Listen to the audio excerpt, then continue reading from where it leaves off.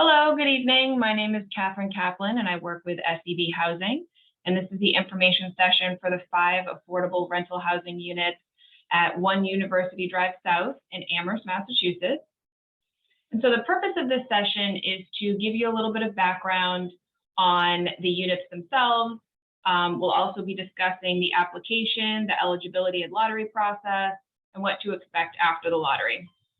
So if you have any questions during the session, you can go ahead and type them into the Zoom chat, or you can unmute yourself. You were automatically muted when you came into the session, but you can go ahead and unmute yourself if you have a question. We just ask that you go ahead and mute yourself again when you are finished speaking so we can minimize any noise.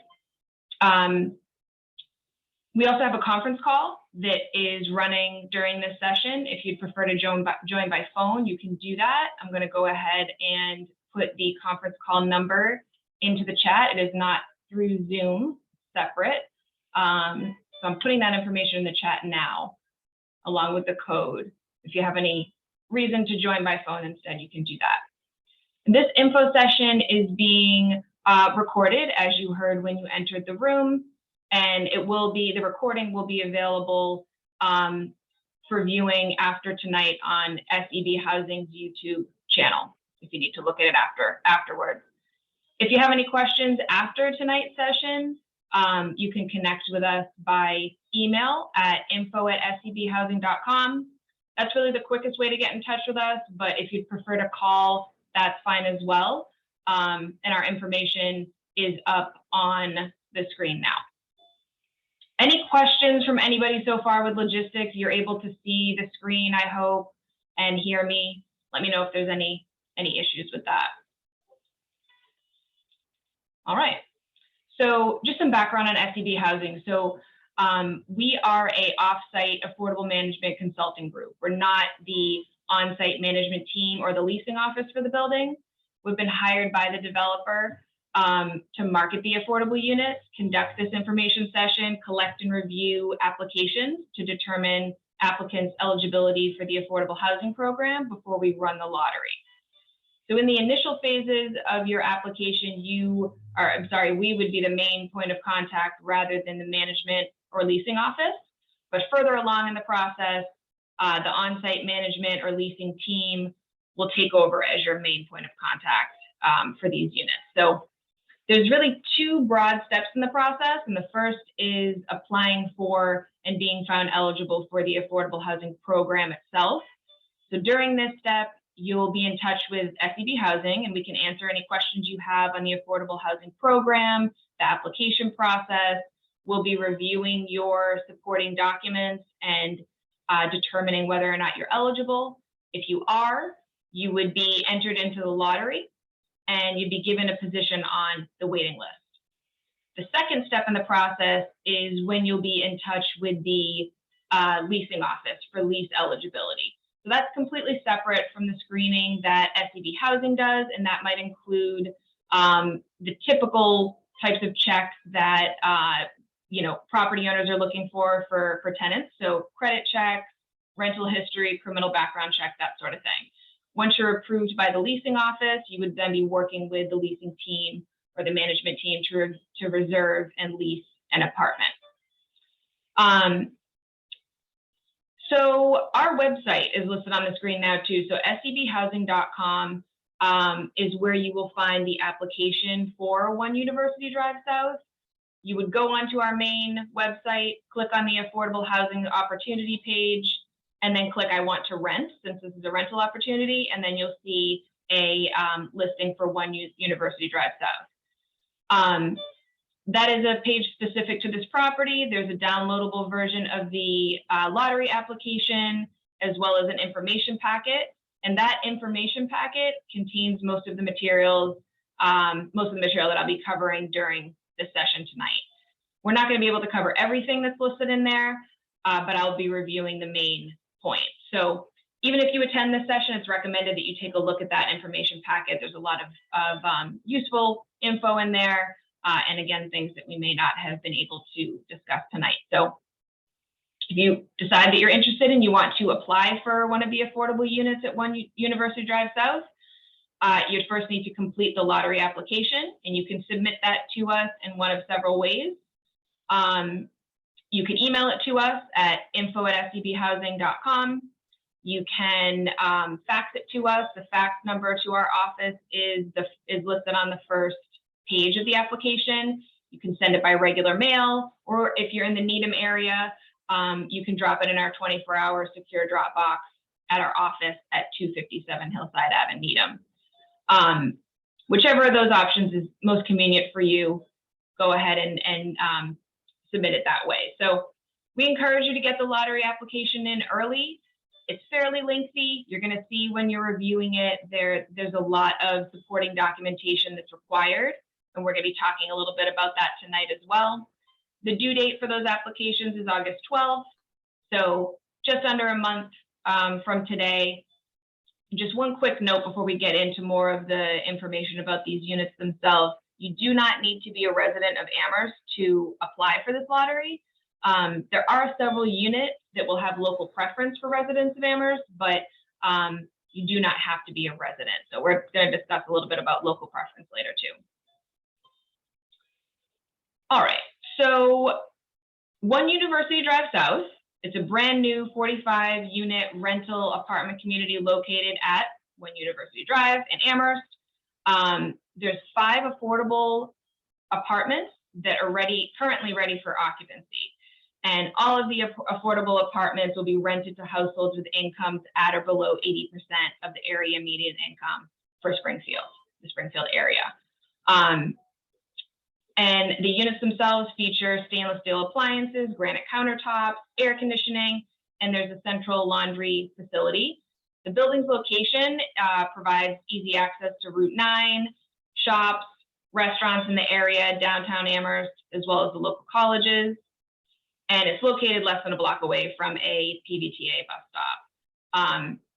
The building has 3 floors, and it also has an elevator. You can see on the screen now, there is a website that the developer has, so go ahead and check that out if you want to learn more about the amenities in the area. And so the affordable units are being offered as studio or 1 bedrooms. And there are 5 total. Like I said, there's 3 total studio apartments that are affordable. 2 of those are disabled accessible, and they feature 366 or 395 square feet and will be rented at $1,036. There's also 2 one-bedroom apartments that feature 593 square feet, and the rent for those 1 bedrooms will be $1,165. So these rents are considerably less than the rents charged for the market rents within the building. But you want to keep in mind this is not a subsidized housing opportunity, so the affordable rent amounts are not set based on a particular applicant's income or financial circumstances. So this means that if your income changes, goes up or down throughout the year, the rent amount is going to stay the same, unless of course you have a mobile housing voucher. And the rents for the housing program are set using a formula that is based on HUD, so Housing and Urban Development area median income for the Springfield area, which is where Amherst falls. And they're set with the idea that the amount should be affordable to households making 80% of AMI. The rents could increase once per year, usually in the springtime when HUD comes out with their new AMI amounts. You would always have advance notice of any change in the rent, and your rent would not increase in a lease term, so during the year. And usually the rent increases are modest, between $25 and $75. So the affordable units at University Drive were selected by the owner and were approved by DHCD as being representative of the units in the building as a whole. So this means they're not the smallest units, they're not all in one location in the building, and they're not identifiable as affordable units from the outside in any way. And so since it's possible that we have, there's only 5 affordable units, it's possible that there will be more interested and eligible applicants than we have affordable units. That's why we're making these apartments available through a lottery process only to households who qualify for the affordable housing program. So that's sort of the logistics of everything before we dig deeper into the eligibility criteria for the program. Go ahead and type anything into chat or unmute yourself if you have questions right off the bat. All right. So the eligibility requirements for the affordable housing program. In the information pack, you're going to see on page 4, there's 4 requirements basically. So I'm going to go through those. The income and eligibility, the income and assets of a household is the criteria that we're going to be talking about the most tonight because it requires the most information. So the household must be at or below 80% of AMI. The second eligibility criteria is just that household priority will be given based on household composition. This isn't really applicable to the units at University Drive South because there are only studio and 1-bedroom units available. So everyone applying to rent an affordable unit here has the same priority in terms of their household size and type. The third eligibility criteria, you cannot own a home upon move-in. So if you own a home right now, it must be sold prior to leasing an affordable unit. You can own it now, you just have to make sure that you're off of the deed and it's sold prior to signing a lease at One University Drive South. And the fourth eligibility criteria doesn't come up very often, but applicants cannot have financial interest in the development and can't be considered a related party. What that would mean is if you're working for U Drive South LLC, which is the development company that is offering these units, you may not be eligible for the lottery. All right, so to circle back on the first eligibility criteria, income and assets of the household. So since these are affordable units, they're being made available at rents that are lower than the market rate units within the community. So the maximum income limits are listed on page 4 of the information pack, and they're listed on the application. They're listed on your screen right now. No need to write them down or anything. They're everywhere. But these amounts could change every April. Right now, they are listed here. So if you're a household of 1, the maximum income limit to be eligible for these units is $52,750. If your household size is 2, there's 2 people in your household, the maximum income limit is $60,250. When you're submitting your application, all households, all applicants are going to be required to submit supporting income and asset documentation when you're applying for the lottery. And the required documents themselves vary a little bit depending on your source of income and your specific circumstances. But for all households, the required documentation will include copies of your federal tax returns for the last year and copies of bank statements for the last 3 months. Section 2 of the application is really detailed, listing all of the different specific income sources and how many pay stubs you need to submit if you're employed, that sort of thing. So all of that is explained a lot more in the application. I think I just see something coming into chat. Yep, so Adris, dogs are in the chat. I'm just seeing that we have a question here or a statement. So dogs are allowed at University Drive. It's $50 per month for the dog in terms of pet rent. And yep, you'd qualify if your only income, I'm sure, is the SSI.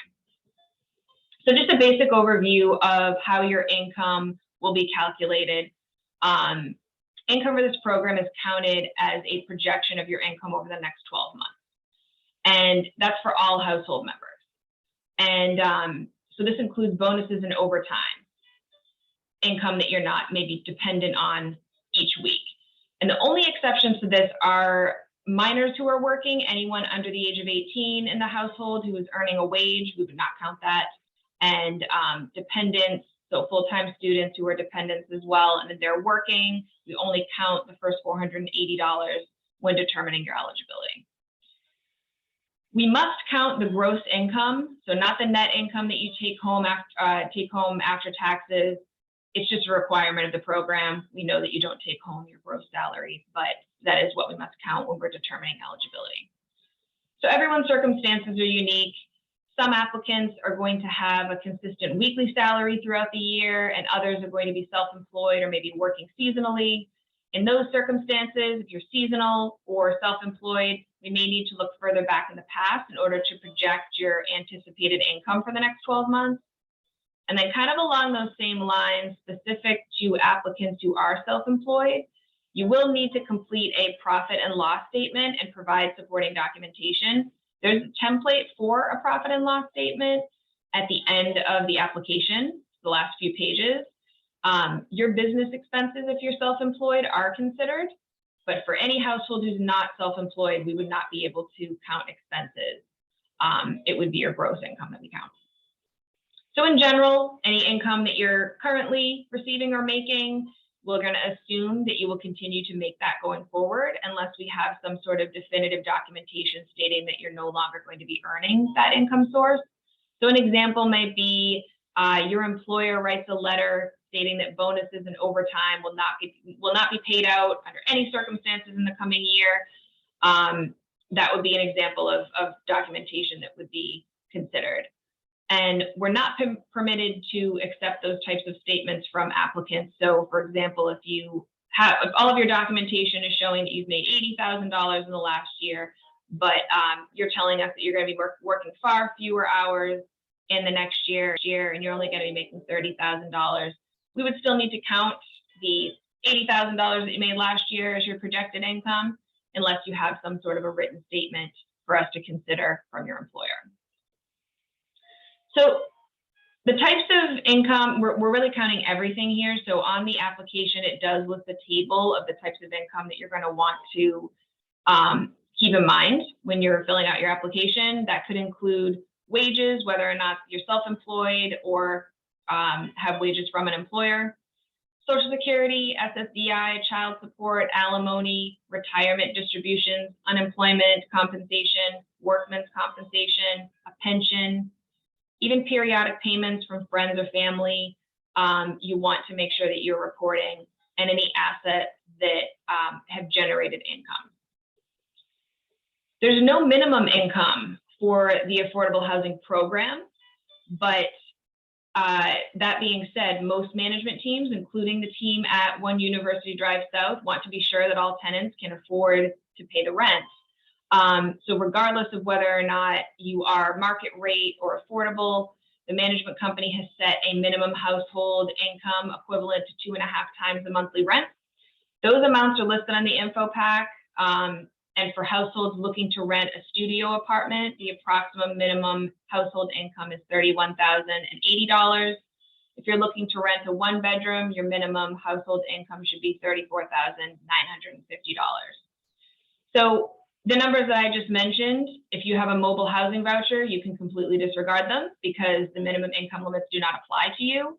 However, anyone who doesn't have a housing voucher, you're going to want to check in, or sorry, anyone who does have a housing voucher, you do want to check in with the agency that issues your voucher to confirm that the rent amounts at One University Drive South will work for the housing agency's payment standards or maximum rent. So the leasing office at One University Drive South would eventually be confirming with your housing agency, if you do have a voucher, that the rents are permissible. But it would be best for you to know early on, sooner rather than later, if the rents will work for your housing situation. Applicants who don't have a voucher your household income would need to be between the minimum income floor that I just mentioned and the maximum program limits that are on your screen there. The only exception to this would be households with incomes that are just below those minimum income limits that I listed. If a household is really close to the minimum income amount, but you have some liquid assets that you may be able to draw from to pay rent, your application may be considered by the leasing office. So the minimum income amounts are not as strictly enforced as the income limits, which are program requirements. So ultimately, it's going to be the decision of the management or leasing team during your screening whether or not your household meets the minimum income requirements. For this rental opportunity, there's no asset limit. You could have significant assets. Maybe you just retired and you have a lot of assets in your household. You could still qualify for this housing opportunity. You just want to know that we are still going to collect information related to assets, although there is no limit. And the reason for that is because if there's any income generated from them, it needs to be counted towards your total household income.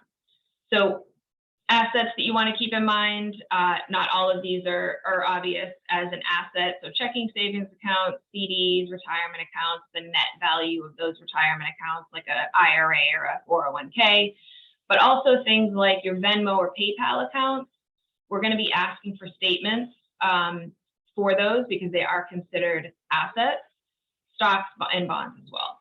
We do not need documents related to personal assets, so things like cars or jewelry and things like that. So we've covered a lot of the eligibility criteria for the program. So just a reminder again, if you have any questions, go ahead and type them into chat or unmute. The next thing we're going to talk about is the lottery eligibility and what that process is going to look like.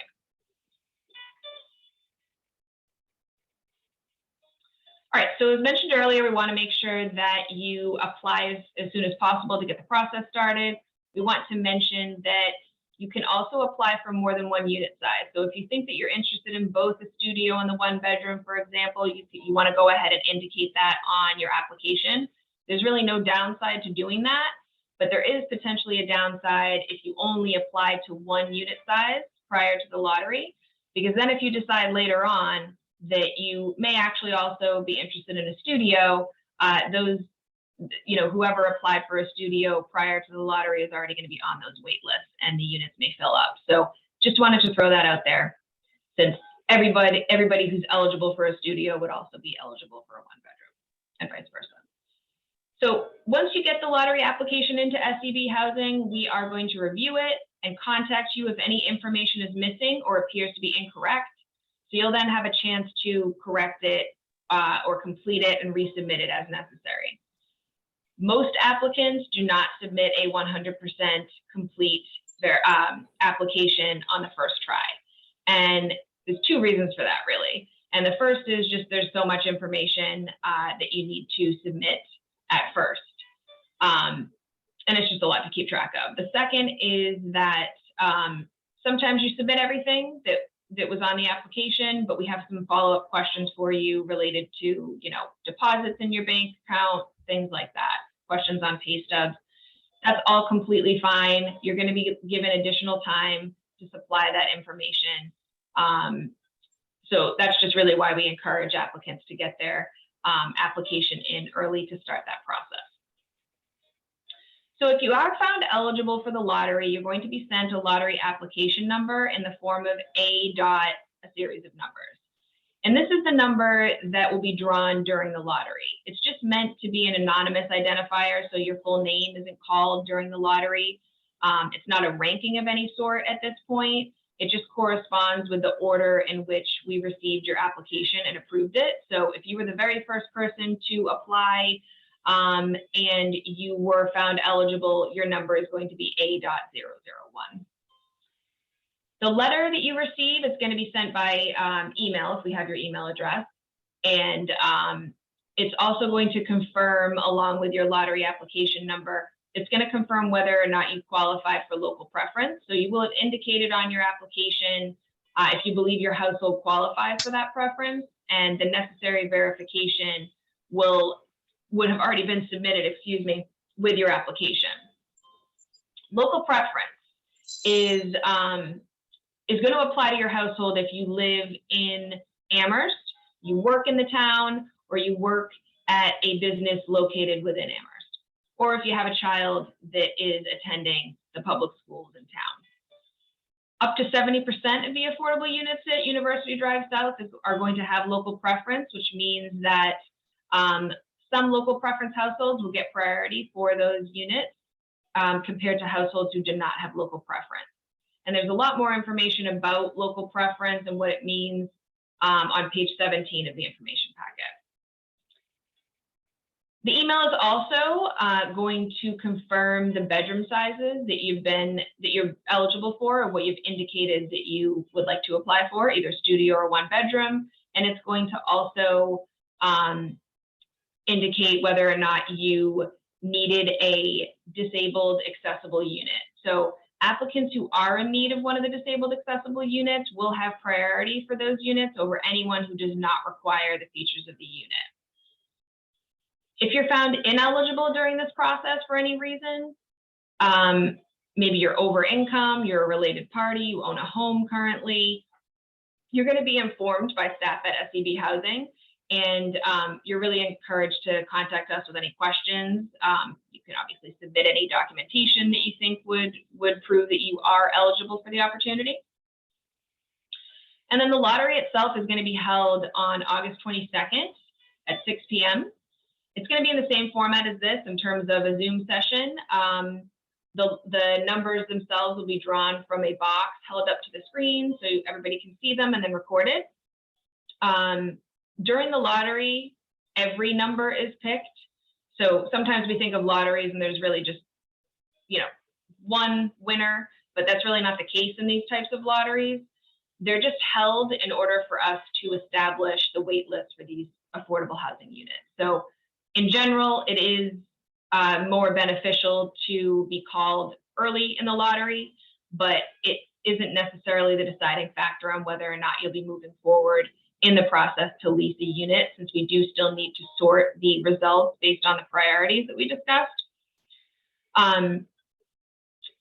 Also, if you're called later in the lottery, you want to keep in mind that you shouldn't lose hope at being able to rent one of these units, because households who were entered into the lottery may also be found ineligible by the leasing office, or might ultimately just decide that they don't want to, they're not interested any longer in renting a unit.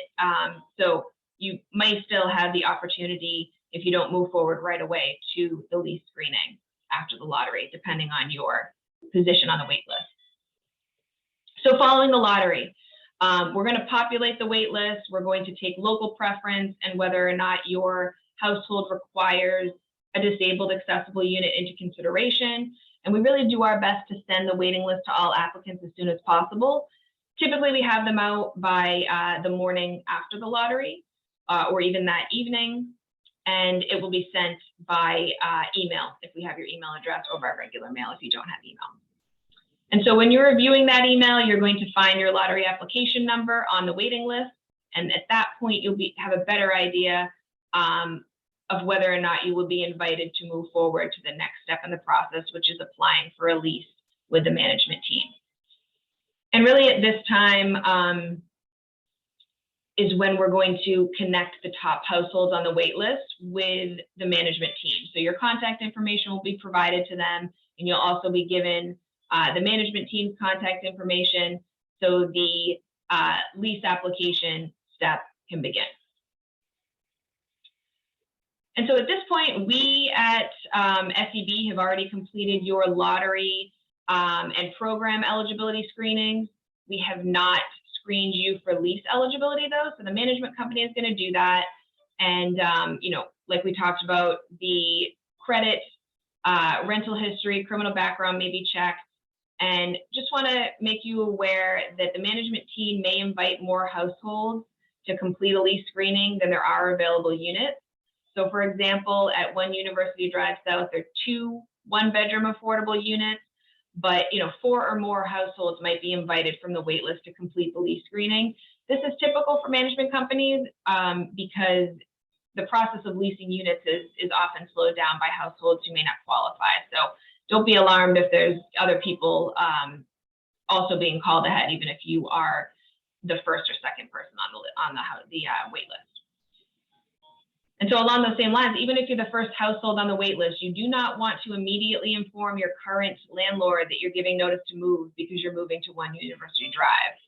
And that is because you haven't yet been approved by the management company, the leasing office. So you want to wait until you've been approved both by SEB Housing for the affordable housing program, and then also by the leasing office, and you've been found lease eligible. So this is the point in the process where it's most beneficial to have a top of the waiting list placement. And if you are the top person on the waiting list, you'll have the first chance and first choice of affordable units. So if you have the top position on the 1-bedroom waiting list, you'll be able to reserve whichever 1-bedroom unit that you find the most appealing. So this is true even if another applicant who may be positioned behind you on the wait list happens to complete their lease application first with a management company. You'll still be able to tour the unit and make your decision first because you are the first person on that waiting list. And then we'll go down the line. The second person on the waiting list will be able to then choose from the remaining units and so on. Our SEB housing program certifications are good for 6 months. If there's any reason that you're moving into one of the units at 1 University Drive more than 6 months after submitting your application, you may need to submit updated income documentation to us to update your file. This probably isn't going to be the case for anyone renting these units because the units are available now. There's no delay between the lottery and their availability. So once you're leased, you're done with screenings until your lease renewal date. And at that point, obviously, we hope you have enjoyed living in the apartment and want to continue living there before beyond the first year. If you do, you would just need to recertify your income with either SEB Housing or the management office prior to your lease renewal. And that is to confirm that you are still eligible for the affordable housing program. If during the year your income has increased and you are now above the 80% of the area median income, that's fine.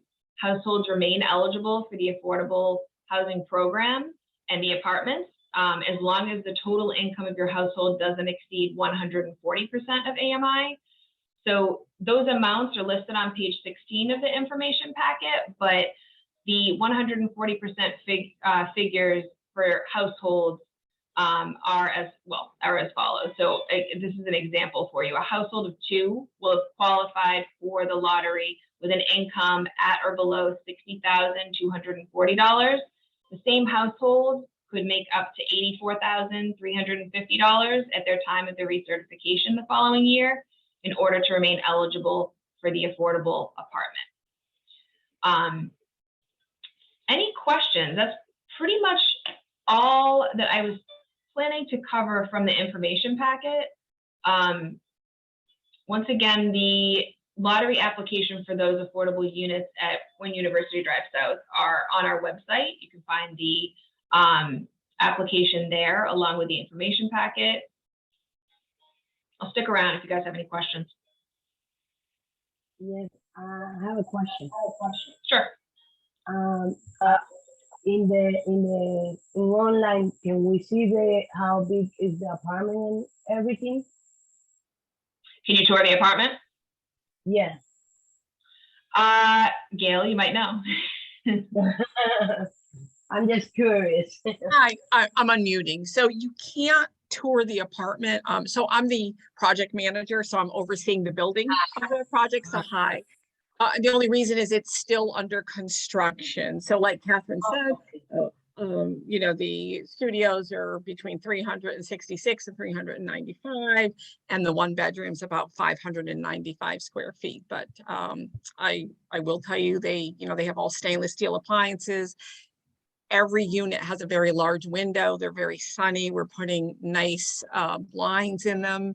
You know, it's very thoughtful colors. They're well done, but there's Yeah, really nothing to tour yet, but they will absolutely be done for September 1st. unlike have hope and faith. We'll see.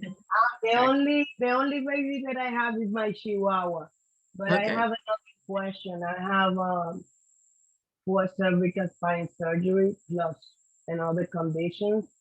I don't know if I'm gonna have another one, but in the bathroom is some stuff safe to, you know, when you're gonna take a shower to hold it, or we can put it separate. Grab bar or something. Bars, stuff like that. So there are grab bars, of course, in the accessible units.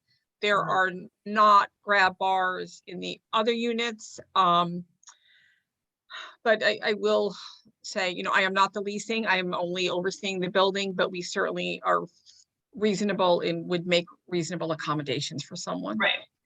No, if anything, you know, I mean, I buy the one that you put, and it's really Oh. strong. If any case, I'm just curious because I can't wait to move and Okay. having you. Yeah. Yeah, we'll see what happens. But thank you very much for what you guys doing. Great. Yeah, get your application in, and then just any questions during the process, let us know. Hopefully the units are able to be toured, you know, in the next 6 weeks or so, and we can go from there. Yeah, thank you. Thank All you right. very much. Thank you. All right, sounds good. Have a great All night. right. Thanks for joining. Have a blessed night. Bye-bye. Thank you. You too. Bye.